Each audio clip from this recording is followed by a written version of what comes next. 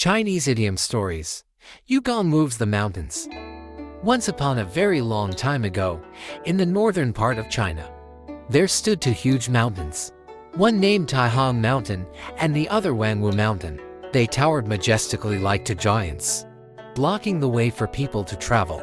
There was a small village to the north of the mountains, and in the village lived an old man named Yugong, who was over 90 years old. His hair and beard were all white, but he was still hale and hearty. Yugong's family had been trapped in the shadow of the mountains for generations.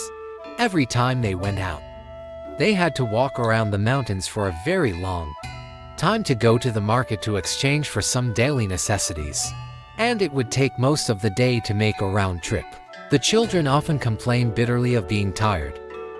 Seeing the exhausted looks of the younger generation, Yugong felt extremely distressed. One day, Yugong summoned his whole family to the courtyard and said solemnly, "Children, these two mountains are really abominable. They block our way and make our ancestors and descendants suffer.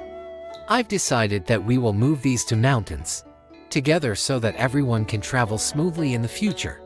What do you think?" After hearing this, the family members were first stunned and then started chattering. Yugong's eldest son frowned and said, "Dad, these mountains are so high and big, with just our hands. When can we ever finish moving them? This is simply an impossible task." The other family members also nodded one after another, looking troubled. But Yugong stroked his beard and said firmly, "I know it's not easy, but as long as our sons and grandsons, generation after generation, keep working at it, we will surely be able to move the mountains one day. Even if this old bones, can't see that day, there are you and your children. As long as we don't give up, we will make it." The family was moved by Yugong's determination and responded one after another.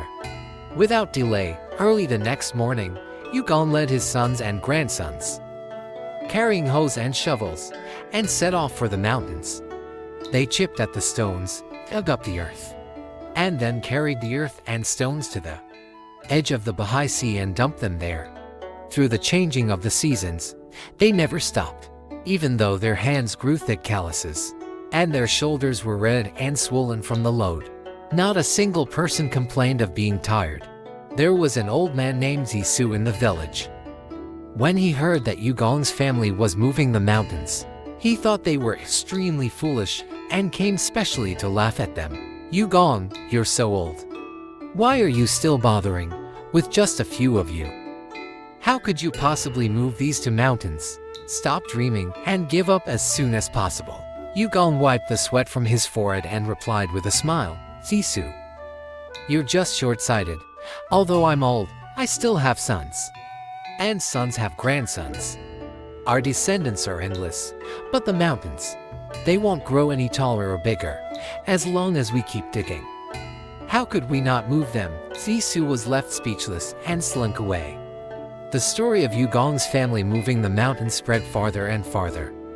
Even the gods in the heaven were touched by their perseverance. One day, the two sons of Kuai Shai, the god of great strength, passed by this place. Seeing the hard-working scene of Yugong's family, they were deeply shocked. They went back to the heavenly palace and reported this matter to the Jade Emperor. The Jade Emperor couldn't help but praise Yugong's spirit, and immediately ordered the two sons of Kuai Shai to go down to the mortal world and help Yugong carry away the two mountains. Overnight, a miracle happened. Taihang Mountain and Wangwu Mountain disappeared without a trace. When Yugong and the villagers got up in the morning, they found that their eyes suddenly lit up, and a flat and wide road led straight into the distance. Everyone cheered and jumped for joy, and they admired Yugong even more. From then on, the villagers no longer had to worry about traveling and lived a happy life. Subscribe. Thank you.